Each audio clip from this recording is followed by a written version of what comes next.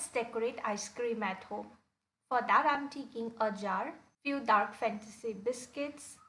Here I'm adding melted chocolate, melted dark chocolate. I took a piece of dark chocolate and melted it by adding a little bit of ghee. Here I'm adding two more hide and seek biscuits by breaking it into few pieces. You can even add chocolate syrup if that is available at home, otherwise you can simply melt chocolate. Here I have ice cream. Here I have a cake. I will add this one by breaking it into two pieces. Over here I have some wafers. I got two varieties. I will add few pieces. Few more I will keep in the plate. Some more ice cream, biscuits, munch cereals that I will spread all over. I prepared this for New Year 2024 on 31st of December.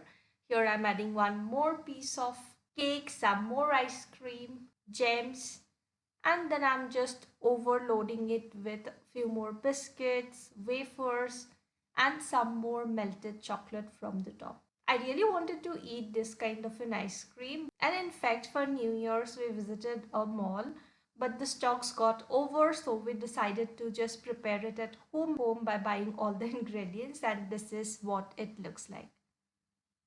So that's all for today's video. Until we meet next time, bye bye and happy new year.